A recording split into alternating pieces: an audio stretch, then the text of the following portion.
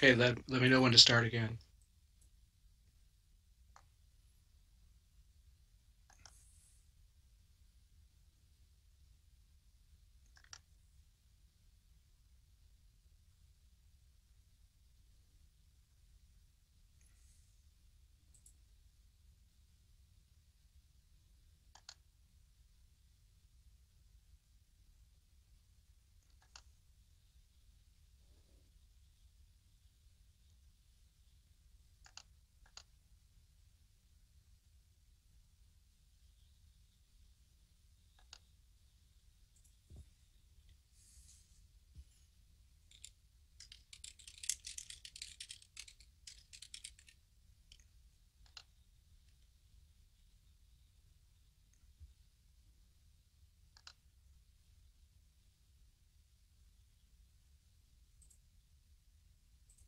Okay. Hello, everyone, and welcome to the 5 p.m. and final session of the 2015 Open Simulator Community Conference. As a reminder to our in-world and web audience, you can view the full conference schedule at conference.opensimulator.org and tweet your questions or comments to @OpenSimCC with the hashtag OSCC15. The last hour of our conference features 3 groups of professional educators and world builders presenting experiential activities used to teach students important concepts. As you've seen today throughout the conference, Opensimulator is a powerful platform for creating, socializing, building, interacting, and for having fun. Opensimulator grids have rich content and interactive elements, and our presenters now combine these features of the platform towards the purpose of learning. Our topic is Interactive People and Places in Opensimulator, introducing students to Yeats, John Snow, and urban public health. In addition to creating rich 3D interactive content, these groups also take advantage of non-player characters, also known as bots, in Opensimulator. Bots can be an extremely powerful component of an educational activity by delivering ideas in a contextual and non-drone in front of people kind of way. This is not to imply that the lecture is dead, but 3D worlds and NPCs can take some content from the passive to the experienced. Without further ado, let me introduce the presenters in order of appearance. Stephen Gager, myself, is a biology instructor at Ball State University, faculty fellow at the Institute for Digital Intermediate Arts, also at Ball State University. Stephen is the founder of Virtual Islands for Better Education, VIBE. VIBE is a collaborative of virtual educators and builders actively using Opensimulator in K-12 and higher education. Kimberly Ruferbach is owner, designer, and producer of The Magicians, a top solution provider for Second Life and Opensimulator. Since 2005, Kim has specialized in working with educators, nonprofits, and government agencies to bring their virtual world projects to fruition. Kim is the author of The Second Life Grid, the official guide to communication, collaboration, and community engagement, and co-author of Creating Your World, the official guide to advanced content creation for Second Life. Rachel Umarin is an assistant professor of pediatrics at the University of Washington School of Medicine and the director of immersive learning for the UW Neonatal Education and Simulation-Based Training Program. Her research interests are improving neonatal outcomes through team science and measuring the educational outcomes of partnerships for global public health. Evelyn Gossett is a clinical assistant professor at Indiana University, Northwest School of Nursing. Her interests are in using technology for teaching and learning in the online and virtual environments for interprofessional education. She teaches nursing management and leadership in Opensimulator and web-based courses. Ruby Odigi has been involved with building and developing story builds in educational environments for the past 10 years. Her recent public school teaching retirement opened up opportunities for her to work full-time with Opensimulator collaborators to produce worlds and explore uses for Opensimulator technologies, and is a longtime member of the Devoken Trust Story Builders Group. This past summer, she took part in developing the Hypergrid Story, sponsored by Narrow Nook's Writers Colony. Galen Delara teaches college history courses online. She also builds immersive worlds for education, conducts radio to world healing events, and is a visual, digital, and ceramic artist. Her latest immersive educational project integrates Opensimulator worlds and web-based courses for college and lifelong learning. As you watch the presenters, you will see these general themes in the activities. Non-lecture delivery of information. Instead of talking about concepts or assigning reading, the teacher can deliver concepts and ideas either in some important context or interactively. This type of delivery allows important concepts to be relevant and memorable. Interactive elements for students in context. Students have opportunities to be in a world and engage with the objects and people in it. In some cases, the builds are important for delivering 3D relevant information or for providing important cues to new knowledge. Importantly, students must maintain mental vigilance throughout the learning activity. Students must react and apply knowledge. Within the activities, the students cannot just passively consume knowledge and facts, but they also must make deductions, catalog information, make decisions about the best course forward. These actions engage the mind in ways that passive learning will not. Thank you for your attention. There will be a Q&A block of time at the end for you to ask any questions of the presenters about their work. As this is the last presentation of the day, if the talks go slightly long, we will not cut off the Q&A. And please stay after the Q&A when final announcements are made from the conference organizers. And now for our first presenter, myself. So my talk is going to focus on an activity that I developed with Kim Anubis, dealing with a class that talks about paradigm changes. So briefly, in the old days, people thought disease was caused by air. In other words, miasma theory. And this is one of the crux of the problems when it comes to educating. How do you teach students the way things work? How do you get them to get in the mindset of something that is beyond what we know today? And today we know germ theory. We're very much and so familiar with that. How do you get them to think in ways of the way it used to be? Now, our understanding of germ theory had a very important pioneer in the name of John Snow, who was a physician. And really, I think at his core, he was a chemist. And he was very scientific. And he took his attention to figuring out how cholera was transmitted from person to person. And so in our activity, we want to make sure we get students to this final idea and concept of thinking about the graphic representation of disease incidence, which we call colloquially the ghost map in terms of what John Snow ultimately made and communicated to the medical community. There is a wonderful write-up of this by Stephen Johnson called The Ghost Map. So again, a plug for a book.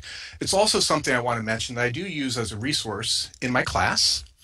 Again, I think it's a wonderful book.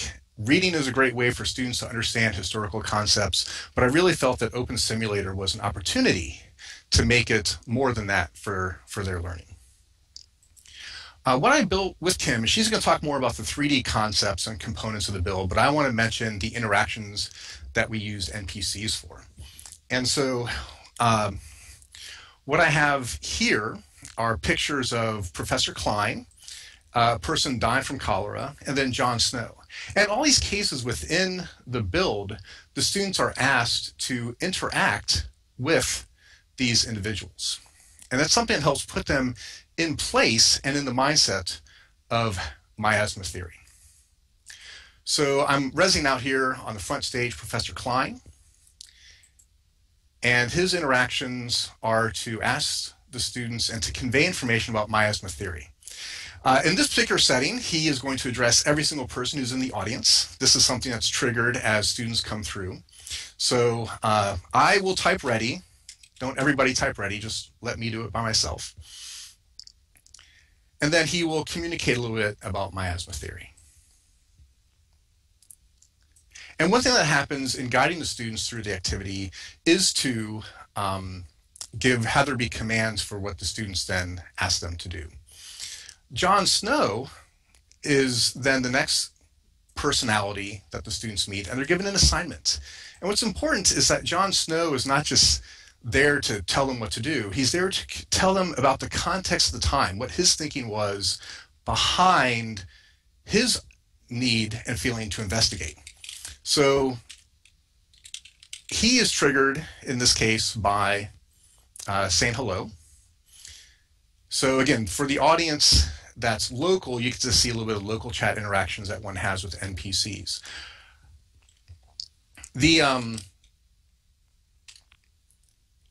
One reason we kept it very text-based is that that's a nice way to keep a record for the students in terms of notes and being able to keep track of what they did. So if they go back and construct their work, they have a recording of it or a log of it. Now, a lot of the interactions that happens with these NPCs, it's not just that you chat with them, but also you look at the context. And so what we have on the presentation board is showing a bum who drinks and basically lives near garbage, bad smelling garbage. And then also on the right, the Polish Street Workhouse, where again, the people who are paying off criminal debts in many cases are working those off. And so that context, what would you predict from miasma theory versus cholera, what those people would have? There were also plenty of skeptics to John Snow's ideas, and I'm going to res out here Reverend Whitehead. And again, these interactions now start being driven by what's called is just a heads-up display. And I'm going to res that out here on the screen, an example of what it looks like. And so you say something. Now, what's key here in the activity as we built it is that this is an activity I want students to spend only about 15 minutes doing, or sorry, about an hour doing, and then compiling the final data in about 15 minutes. So this has to be something that moves them through. So using these particular keywords in a HUD was useful for doing that. And again, he's very skeptical, and that's as you investigate, you're going to feel that skepticism as you talk to the various individuals. And what's nice about the NPC system that we have here, which is a slightly different scripting system than what Nara and Ferd presented, one thing that's nice about it is they will trigger off of each other. So Mrs. Smith and Tom Snow will actually communicate, and keywords will be like a dialogue between them as one goes through the activity.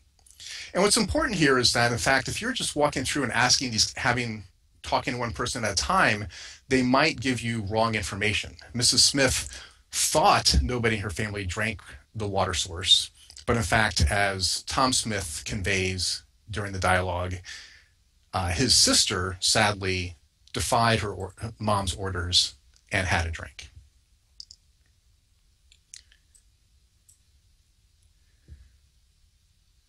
And so again, the slide up on the board will now show a little bit of a screenshot of what that interaction is like. You have this HUD, you walk through and talk to people, and talk to about 30 or 40 people in total. What's important here at the end is that students put together a map. Just like Jon Snow, they're putting together a ghost map by walking the streets and then putting together a case study, including the information they gather. And this, again, I have to manually grade, but it's worth it to see what the students did or did not pick up on from the 3D cues that were important and present in the activity. And that's something that Kim will show how she helped build and make and design those activities.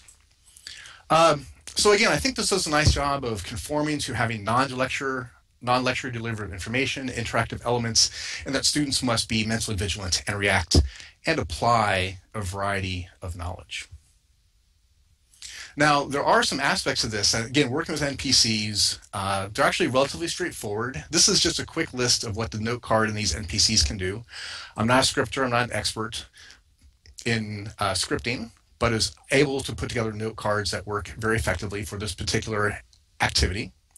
It wasn't without its problems, though. There were some bugs in the way the NPC works, some ways the interactions work, and I'm not going to go into it for this talk for brevity, but if you ever want to corner me sometime to talk about the way bots don't work the way you hope they will, just let me know. But that does constrain the way one designed the activity for the students. So with that, I am going to turn the microphone over to Kim, as well as the presentation board, and she'll talk about this, the building. It was a great collaboration. Thank you, Stephen. Let me see here. Stephen started by sending me a link to a video of an historic city build to show the degree of detail he wanted, and explained he needed several blocks at least populated with NPCs in appropriate period garb.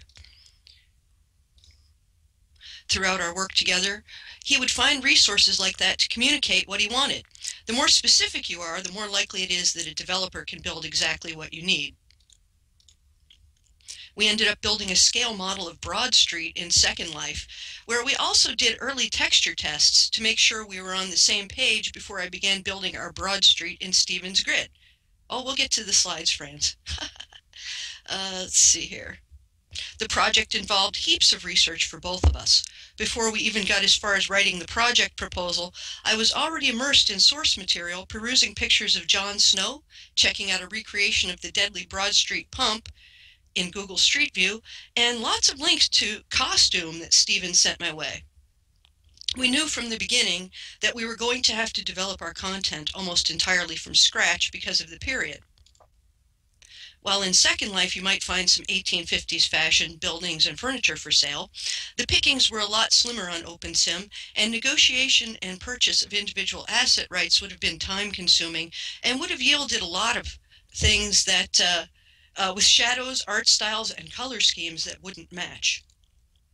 So we decided to focus on prim buildings and system avatars and clothing with prim attachments because it is quick and cost-effective.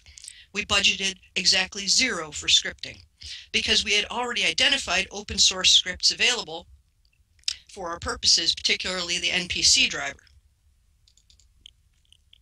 By the time we had the official project go-ahead from Ball State, Stephen and I had just 1 month to develop more than 35 buildings, a half-dozen interiors, and about 30-odd NPCs. Here we go.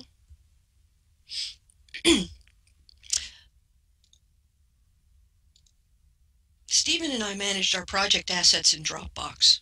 Here you can see a folder in which Stephen placed note cards with information about each of the people Jon Snow interviewed for the ghost map, which I used to recreate them.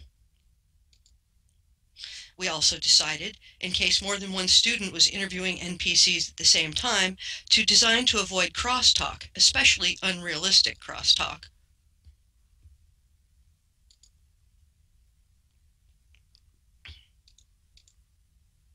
Most of the buildings on Broad Street are only exteriors.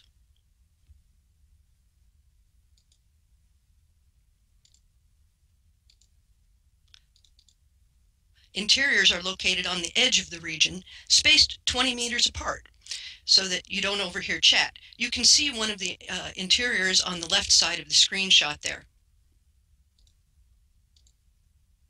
I put teleport scripts in the doorways to facilitate movement and the flow through the build we intended, and to avoid the narrow, steep staircases in the period buildings, which would have been difficult for a new user to navigate. I spent a lot of time roaming the Broad Street, now Broadwick Street, neighborhood in Google Street View to get a good feel for building height, angle of light, width of streets. While we had old maps and sketches, it was easier to get the scale right by eye, particularly since OpenSim and Second Life do not accurately render perspective. Our objects are scaled based on the student's expected avatar location rather than to measurements. To cut down on development time and budget, speed loading for students and visitors, and to give the build a consistent look, most textures were custom created. Actually on an iPad, not even in Photoshop. And because this was to be built so it could be modified or expanded easily, and in prims, I was able to create building material textures instead of entire building faces, and then from there, a prim construction set of doors, windows, and chimneys. And other parts that could be retextured, mixed, and matched. While I turned up a London architectural survey of historic structures, we don't have descriptions of most of the historic specific buildings on Broad Street. However, I did turn up sketches of a few.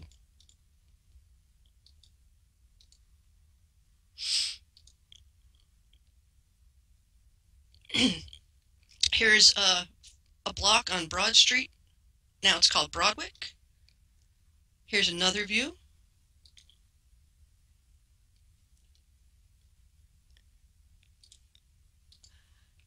And here's a shot of our build. This is that block on Broad Street.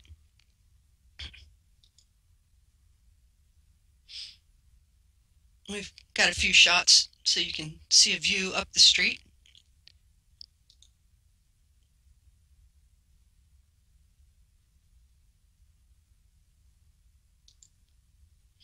Here's the old Lion Brewery. And here's our Lion Brewery.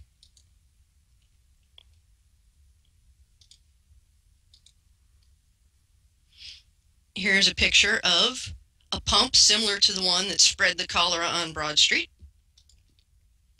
And here's our creepy old Broad Street pump.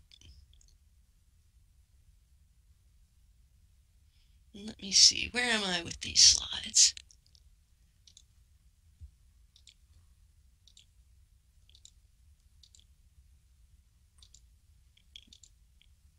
There we go. You'll notice that the street has a dark, damp, smoky, dirty look in order to portray miasma.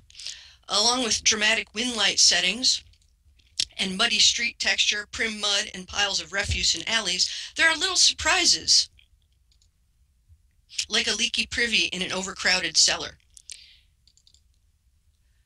I also had to dress a lot of avatars. Skins are time-consuming to make and expensive to purchase, so we stretched the budget by using library skins without modification, which meant more work on shapes and differentiation through clothing. We didn't have time to make a full outfit for each of dozens of NPCs, so similar to the mix and match construction set, I made mix and match fashions that would be easy to modify on the fly in world. Here's our next slide. And here's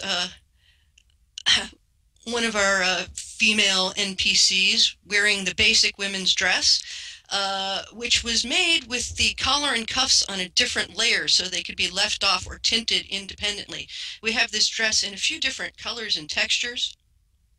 Here it is in a blue plaid. Here it is black for morning. Oh wait, overshot it. And there's my plaid dress with a white collar. Modified slightly for a child avatar. There's different shading on the bodice of the dress so that she doesn't have a bust, and we've shortened it so that her panelettes are showing. Now, based on the dress model, it was relatively easy to go ahead and make this nightwear for this couple. And you'll see here that this fellow has just tucked his nightshirt into his trousers, which would have been, not unusual for someone like the person we were portraying. And here's another version of that top, tucked in, tinted blue. And then if we take one of these nightgowns and tint it black and add a collar and cuffs, we've got our Reverend outfit. And with different accessories, we've dressed our professor. Here, you find the same texture from the skirts on the bedding in the garret, and it even turns up on these metal tankards sitting around in someone's home.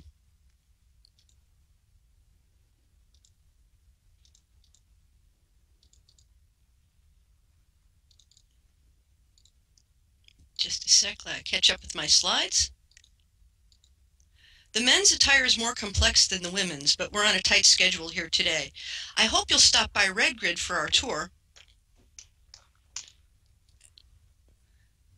Oh, well, wrong aspect ratio on that, but here's our fellow Jon Snow.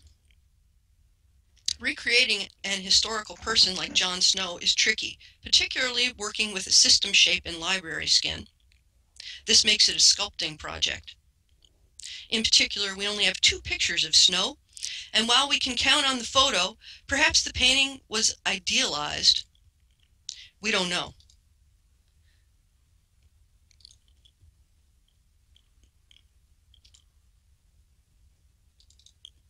I don't know how tall he was either, but I wanted him to be approachable looking for the students, so I didn't give him the photograph's scowl and built him on the slight side and hoped he'd look as if he has a sense of humor. Based on his antics during rehearsals, I think so.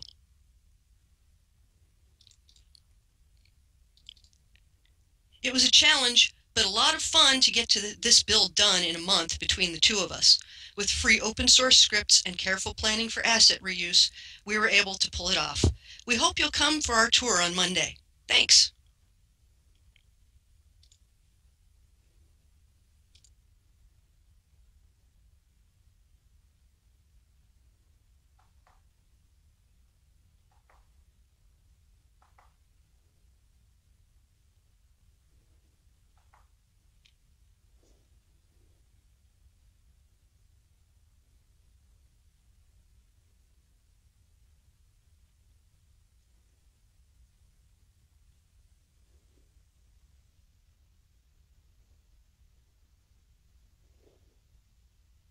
Okay, and next up we'll have Rachel Umarin and Evelyn Gossett talk about work with public health. Thank you, As they Stephen. get ready. Thank you, Stephen. That was fantastic, Stephen and Kim. As Stephen has given a great introduction of the two of us, I'm Rachel Morin, and I'm here with my colleague Evelyn Gossett. And Evelyn and I have been working collaboratively in creating and using virtual environments for education since 2012. We're delighted to participate in this panel on interactive people and places in Opensimulator. So to start with, as recent events prove, the world is becoming a smaller and smaller place. Globalization has increased the overlap between global and local public health issues. And because similar problems occur around the world, educators are beginning to discover that we can apply the principles of global health to train learners on local health disparities. So I'll give an example. Socioeconomic issues, they affect people around the world. And this map shows income inequality, with the bluer countries having more equality, that is less income inequality, that's good, compared to the red countries. So as you can see, the US appears blue on this map, although some countries in Europe and Asia are even bluer, so they are doing a little bit better. However, when we focus on the US specifically, we can see that there's significant income inequality depending on where you live, with the darker pink areas showing more income inequality, so that's bad. And why do we care about this? Well, this matters because people with higher socioeconomic status live longer and have lower rates of most diseases. So chronic diseases like hypertension, diabetes, stroke, things that kill you, are less in areas that have a higher socioeconomic status. Now, research actually shows that if you live in an area with income inequality, you're at risk, even if your income is high. So this is a problem that can affect anyone. Well, why use virtual environments to teach these concepts? As we know, there are certain advantages. Learners can move seamlessly between global and local settings, and this allows them to experience and reflect on the similarities and the differences between these settings. As we've heard from the previous speakers and all through, as a thread through this conference, non-player characters, or NPCs, are a huge asset, and they can be used in various ways to make a build quite interactive. The individuals, learners, can enter the build on their own, or they can go in with others. So the themes that cross both of the environments that we use are the social determinants of health, environmental hazards, healthcare access, and health outcomes. So you can see on the left, in a group of individuals, they're standing by the homeless shelter in our urban environment. On the right, we have a learner in a shanty town. The issue of homelessness crosses both of these environments. And that's just one example. So the learning is experiential. The learners carry out specific tasks, and these are tied to learning objectives. So we always start with a learning objective before we even think about what we're going to do and what we're going to ask the learners to do. We have assignments that are submitted through the institutional learning management system. So the instructors don't actually have to go into OpenSim in order for their students to use it, and that's been a huge advantage. We have additional class activities, and Evelyn's class in particular has been great about selecting journal articles, and we discuss them in the environment, so within context, and that helps to aid reflection. So a lot of you have, or think quite a few of you have heard of or experienced our global health environment, Africa Traveler. So today we're going to focus on SPH Places. It's a 3D virtual neighborhood representing an urban setting in the U.S., and it was developed for the Fairbanks School of Public Health at IUPUI, and that's in Indiana. And Indiana is in the Midwest of the USA for our international listeners. Learners explore and experience the impact of environmental and socioeconomic inequities on health through 3 knowledge-building modules and 1 intervention module in which they design a public health intervention to address these factors. So there are 2 neighborhoods. Thank you there. One is a suburban neighborhood called the North Side, and the other is an urban neighborhood. And I won't go into the details, but if you picture suburbia, that's what we try to represent. High income, good schools, sidewalks, parks, all the better things of life. And the urban environment we call South Side has a lower income, has less amenities, has more violence, and more crime.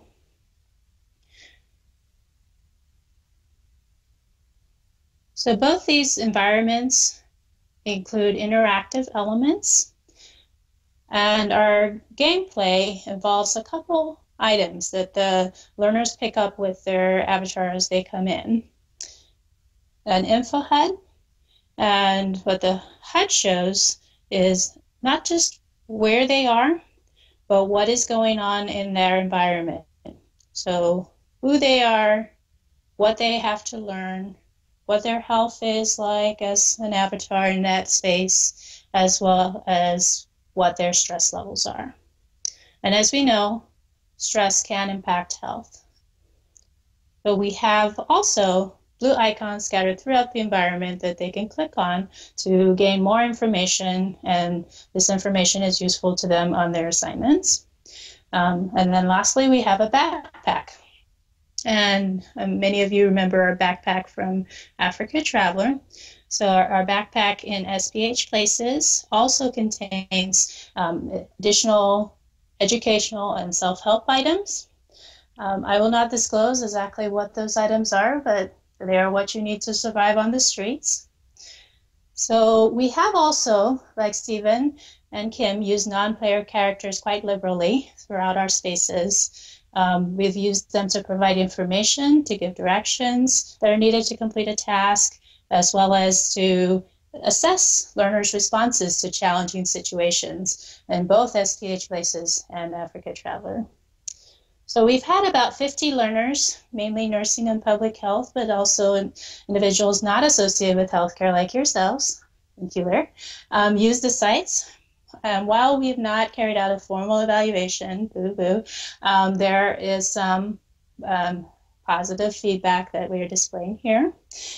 This is from our public health students.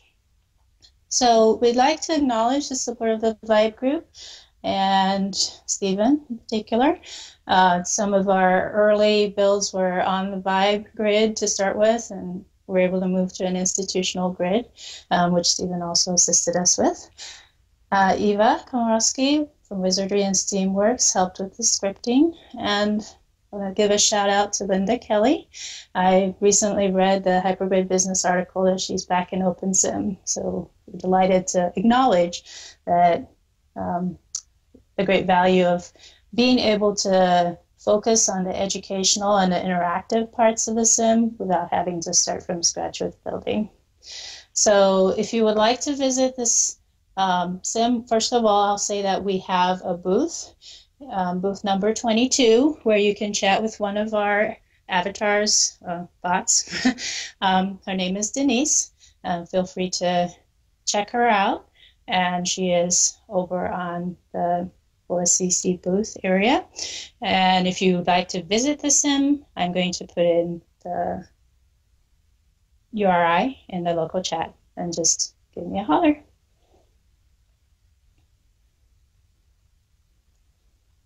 Thank you, Rachel. Thank you, Evelyn. And now we move on to Yates with Ruby Odegi and Galen Delara.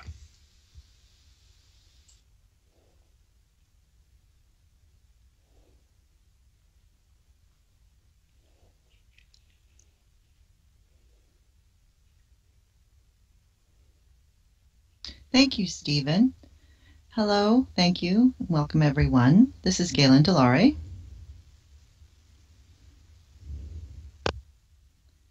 I am here with Ruby Odegi, and we are going to show you some interactive lessons, and one is with the poet Yeats.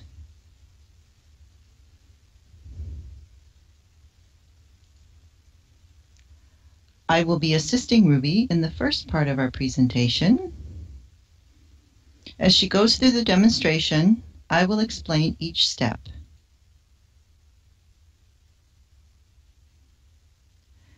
Let me see if I can get my slides going here. In this first segment, Ruby demonstrates one way to use a holoscene system. She calls it a pocket scene system. There it is.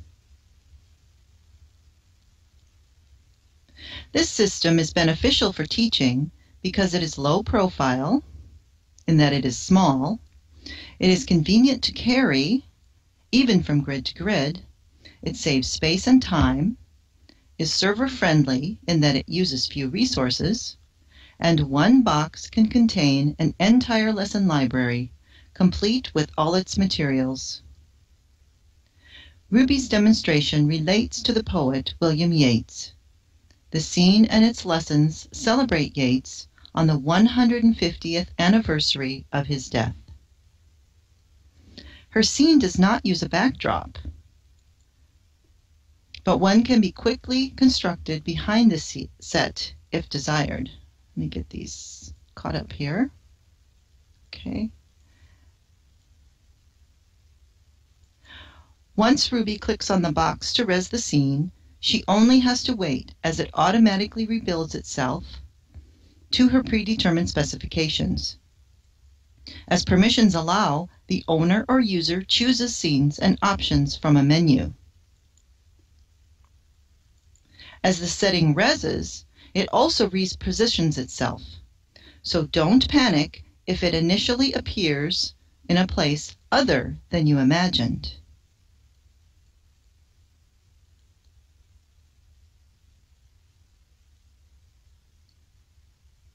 The lesson today is an introduction to Yeats and his poetry, as well as some historical information about the poet's life. Yeats will be writing and speaking. This is to encourage students to read as well as listen. Ruby is sitting on one of the seats near the famous poet, as students would also do. I think she's coming over there. Just now, yes. Okay. I will repeat what Yeats writes in local chat for those of you who cannot see it. And now, let me introduce William Butler Yeats. Please give him a warm welcome as he arrives and settles himself to talk to us.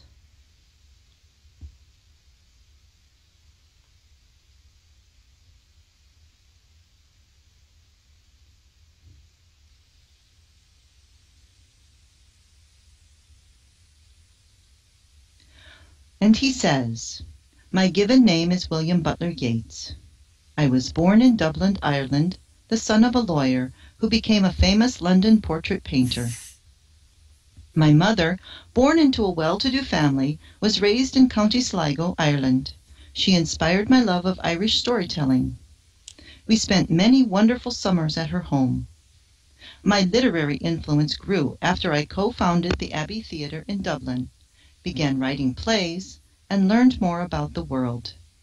I never lost my nationalism. I wanted to be sure the Irish literary tradition was held in high regard. It is commonly known that I won the Nobel Peace Prize for Literature in 1923. I wove my dedication to peace into my literary work. There is an abundance of information available for you to research, including newspaper articles written during the time that I wrote prolifically. I know that you are waiting patiently to hear me read my best-known poem, The Lake Isle of Innisfree. While you read along quietly, I would like to read it aloud. And so let's listen as Yeats reads his famous poem.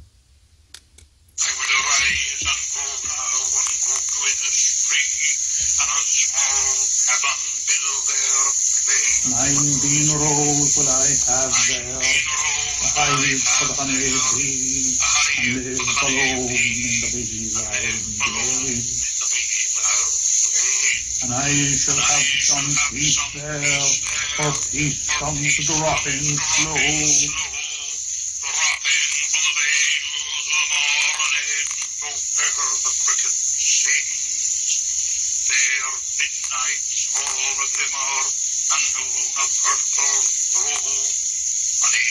There midnight all a glimmer, and noon a purple glow.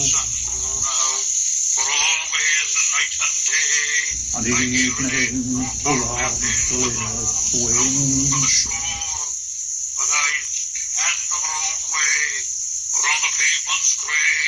I will arise and go now, for always night and day.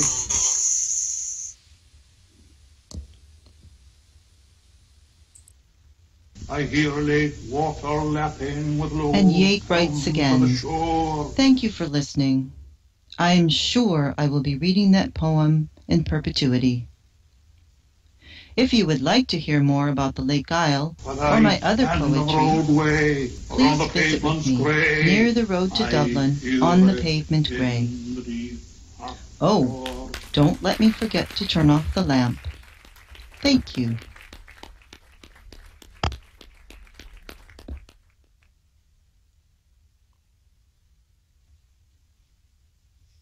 And let's thank William Yeats as he finishes up his poem.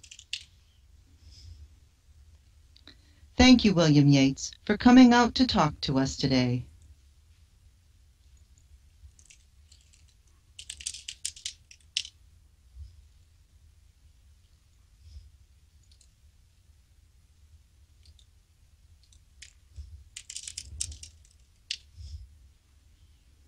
This box that you see, from which the scene has resed, not only contains poet Yeats, but also holds beekeeper Yeats and naturalist Yeats. It can also contain other scenes.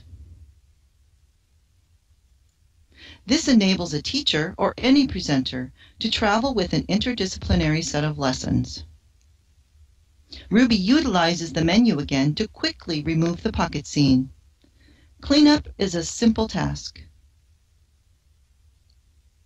There's more information about this system, as well as detailed instructions and the Yeats materials in our Edummersive Learning Worlds booth in Expo Zone 3.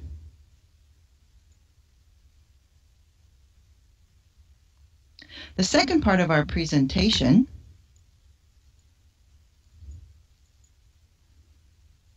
The second part of our presentation is a demonstration that uses a related type of NPC system we've been working with.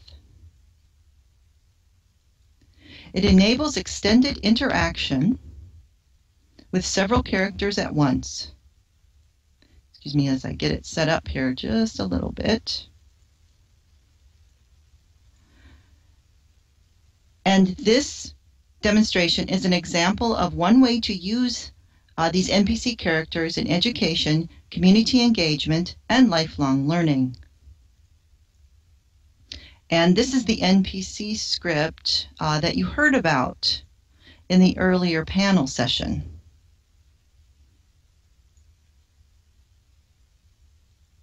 My goal as an educator, as a medieval historian, is to create authentic medieval settings and historical characters that help students understand medieval life was seldom about warfare and romantic nights. For more complex and subtle interactions, the visitor is in the world with characters who move through their daily routines. Historical situations and characters can then show us how they lived. Their discoveries, disputes, events, and everyday activities come to life around the visitor in the world. Be the fly on the wall or enter a secret conversation. Listen to debates or conflicts and help to resolve them. That is, if the sisters will listen to your counsel. It is 1187, and in a rare occurrence, the Benedictine nuns of Sancta Maria are absent from their Romanesque monastery. The bishop has granted them 1 day's indulgence to break their vow of silence, and they are taking advantage of that time to make special appearances around the region, literally and virtually. Our Opensimulator Community Conference is one stop on their tour. Abbess Nemea is busy with a legal conflict regarding the use of the watermill at the monastery, so she could not come herself. She has sent these 3 very enterprising sisters here to speak with us on an important matter. I see them now. Let's welcome them and hear what they have to say. Here is Sister Ben, Sister Felicity, and Sister Mary. For those of you who cannot see what they are writing in World, I'll repeat what they say to you. And as they process towards us, let's give them a warm welcome. And here is Sister Ben. And she says, "Thank you, good people, for your warm welcome. We beg you to render your assistance. We speak in the name of our Mother Nemea and our religious house. Our chapel is in need of restoration. We will give thanks for your kind patronage," and you can see them praying there. And then she says, "May you be happy and blessed all your days. We shall now take our leave and continue on our journey. We have much to do with our 1 day of leave." Thank you, sisters, and thank you, Sister Ben, for speaking to us. Best of luck in your efforts to raise funds for the chapel restoration. And they are off again on their travels, most likely on foot. I hope these short demonstrations have given you an idea of the possibilities for increased immersive learning through the use of the automated characters that you've been hearing about today. And that's all for our presentation. If you have any questions, I think you can ask them now. Let's ask Steve. Thank you, Galen. Wonderful presentation. Kim is going to make a couple quick wrap-up comments about the 3 presentations, and then I will field questions from local chats, and we'll spend some time doing that. So, Kim, go ahead and take it away. Thank you, Stephen. So 3 teams, 3 very different Opensimulator projects using NPCs. We had Rachel Umarin and Evelyn Gossett presenting about their Africa Traveler and SPH Places projects, showing the local effect of global health happenings with diverse builds, rural and urban. Ruby Odigi and Galen Delare demonstrated their Pocket Scene version of a holodeck that contains portable, reusable scenes, in this case with their Yates NPC. And, of course, Stephen Gazier and myself with John Snow and a virtual epidemiology investigation have demonstrated an immersive environment built in 30 days on a budget, which allows students to discover for themselves one of the greatest turning points in modern medicine in a vivid way that they are unlikely to forget. Back to you, Stephen, to take questions. Okay, thank you.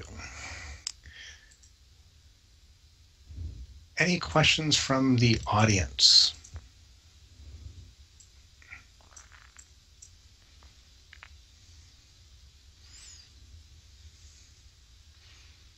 I do have one quick question. Oh, yeah, I'll take that one. From Buffy Beal, question, do the students stay engaged if they know they're listening to an NPC?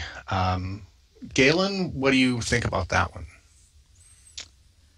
I think that if they are engaged in the history, meaning the story of the history, I don't think it would matter to them if it were an NPC. I think the idea of an NPC, it was mentioned in another panel, the resistance that we have to an NPC or becoming immersed in the story, including a non-playing character, is something, from my generation, and I am not young, to me the idea of falsehood was something that was very important. But I have been a great fan of the Mist and Uru stories for a very long time, and we were always interacting with the non-playing character. And so I think that students, or especially younger students who have grown up with the character, would not have that much resistance to it. Now, I will say that if they know that they're going to be evaluated on their interaction with that NPC, they will see it in a different light. So I just have to sort of slide that in there underneath. Sure. Yeah, I mean, I think for my project where the students are collecting and gathering information, it's clear from the assignments that I've graded that they clearly were paying attention and listening to a lot of the key information that was there. So it seems like their mind stays engaged and pays attention. Any other questions?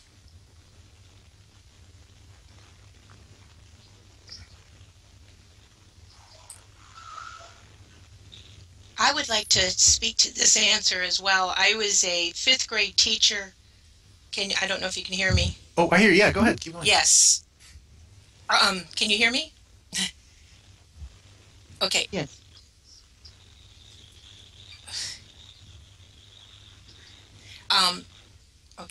Okay, there you go. Okay, I was a 5th grade teacher, and I use this very method to engage my students. And these students grow up with games. They are used to playing games and meeting NPC characters all the time. They don't really care if it is a real person or not, as long as that person has something interesting to say to them or helps them move on with their task, move on with their lesson, and move on with their learning. They are different than us. They don't think of them as the NPC is doing something evil or nefarious unless it's part of the character that the NPC plays. And then again, they need that information. Okay, wonderful. Yeah, I think there is. I think you have pointed out one thing that's really, I think, important is the generational thing that will probably occur as students, even right now, are entering college, is they have a very different background and mindset. Some good questions that came in. Let me actually do the Serene question first. It's a little bit less technical, which is, Serene Jewel asks, how difficult is it to do something like the Yeats presentation? And I guess not just difficult, but maybe how much time it takes.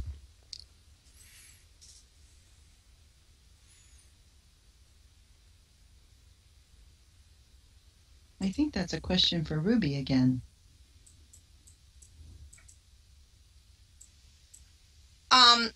I actually started out with this Yeats presentation in a much different way. I was going to make it a full region build, and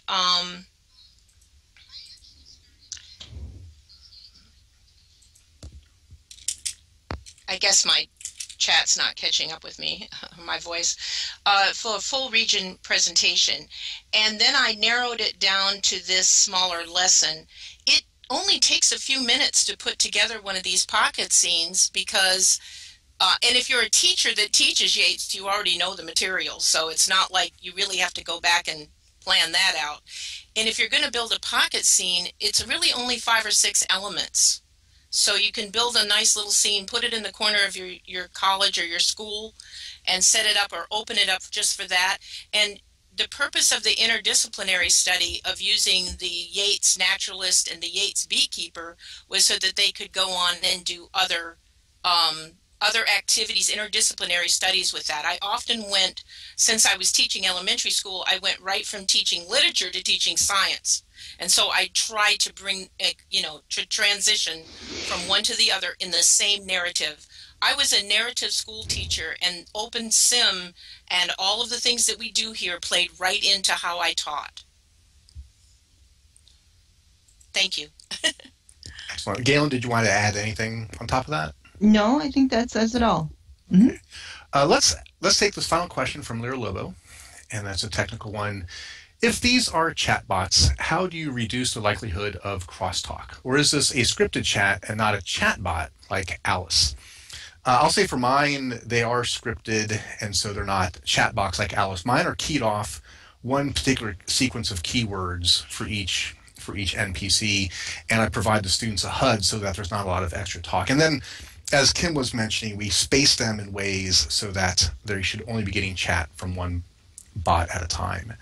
And then, Rachel, do you want to talk anything about your chatbot system? Sure, absolutely. I think the strategy of spacing is really important. The other option that you can use on your sim is parceling. So if you limit the chat to that particular parcel, that can be a good strategy to avoid crosstalk between the bots. I'd also like to add that we had one other issue with spacing our chat bots. Our NPCs, we found that they were talking to each other. So we had to change some of their questions and responses or move them a little bit to keep them from carrying on without any human interaction. Yeah, and so, yeah, I mentioned that before as a benefit that they will talk to each other and you can cue them off each other, but then if you accidentally put in a keyword that you forgot is in some of the dialogue, that's a real mess. And then Galen and Ruby, do you want to add anything about your chatbot system? The nuns, by the way, I did see a question where someone said, where did the nuns go? Well, they had to continue on their tour to raise funds for their chapel. And since they're walking, they just walk through the door and they don't realize that the door is a teleport gate. And so they're hypergridding all over and they don't even realize it. That's my story, and I'm sticking to it. But actually, the very script that Nara and Ferd were talking about earlier is one that actually Ruby's been working on in the hypergrid story. And she asked me what I would do with it, if I could do something with it. And I said, well, bring my students into the Middle Ages, and they would talk to the nuns. And so this is a script. The nuns are scripted. And this is because I didn't really have very much time to decide what they were going to say. Well, they're always raising funds. Nuns are always raising funds. And so I put the nuns on the bus and brought them here to the Opensimulator conference. And they're always praying for you. So I thought that was probably a good thing for them to do. But they will be interactive at some point, and you'll be able to ask them to say a prayer for you, and they will come up with something on the spot. The clever ones will anyway. Okay. Yeah, I will say mine is queued off of very particular keywords, but I do believe the raster bot chat system that Rachel uses, it actually has a little bit of leeway and doesn't always give the same response. It has this ability to pick from a selection and even not do it at 100% time. It's a really interesting one. Okay, so that brings us, let's bring that to a close for this presentation. I would like to thank you all for a terrific explanation of your exciting work. And I'm sure the students appreciate your efforts to make their education more interactive and engaging. Can we assemble the organizing and steering committees on stage? Thank you. Let's have a round of applause for our presenters.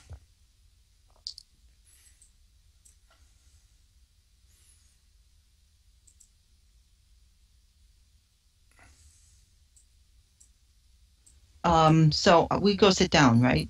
We go out to the audience now? Yeah, I think so. Thanks. Yeah, I'm going to just give some closing remarks for the conference as a whole. And yeah, I know we're still live.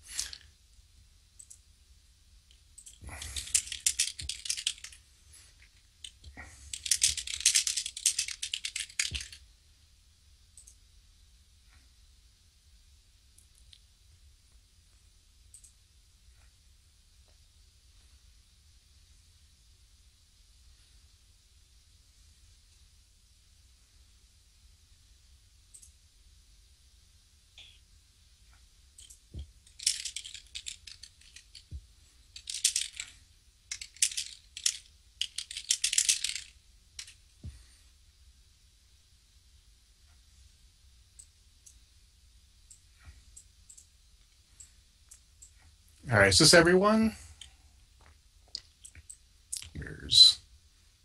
Where's Neb? Neb and all of his OpenSim duct tape.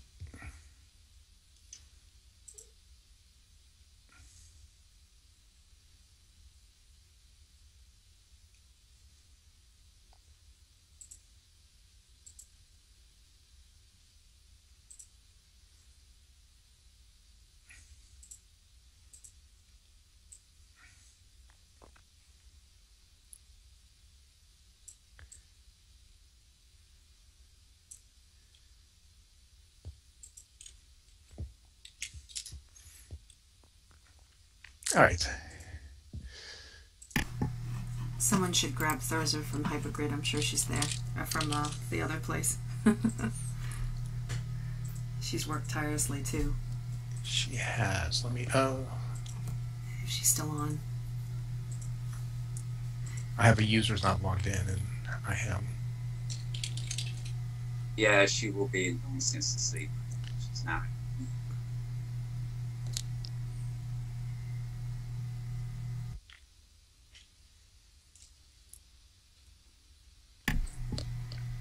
Franz, are you in the audience? Oh, Franz is already on stage. Franz is on stage.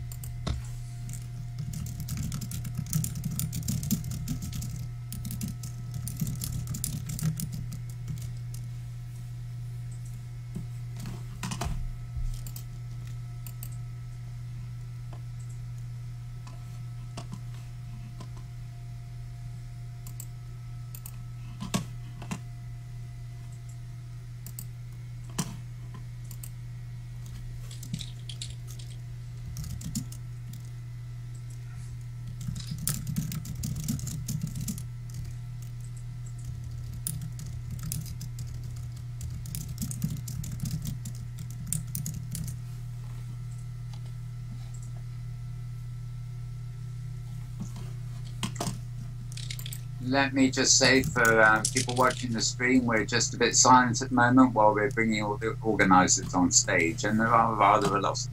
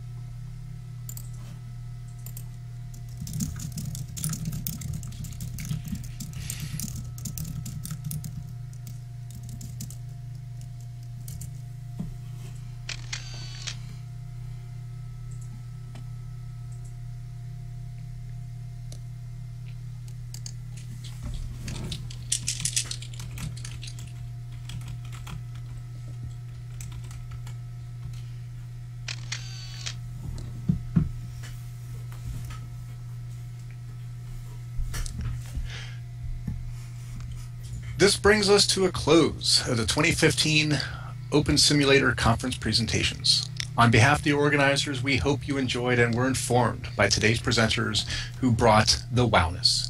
Please make sure to thank them for contributing their time and effort to making this a great conference. The organizers also wish to acknowledge and profusely thank the volunteers who helped make this conference run smoothly and made the grid and websites up to date and informative. A special shout out to the streaming team, including Mal Burns and his crew of camera folk. The organizers would like to thank our sponsors, whose contributions make the conference possible. We also appreciate our crowdfunders, whose contributions allowed us to stream the conference without ads. As you can see from today's example of what's going on in Opensimulator, it's a robust technology platform that has seen many examples of real-world use. Be it experiential, artistic, or pushing new technologies, Opensimulator is moving forward and exciting to be involved in. Wow, right? Let's have another round of applause for how exciting today was and for all the great presented achievements.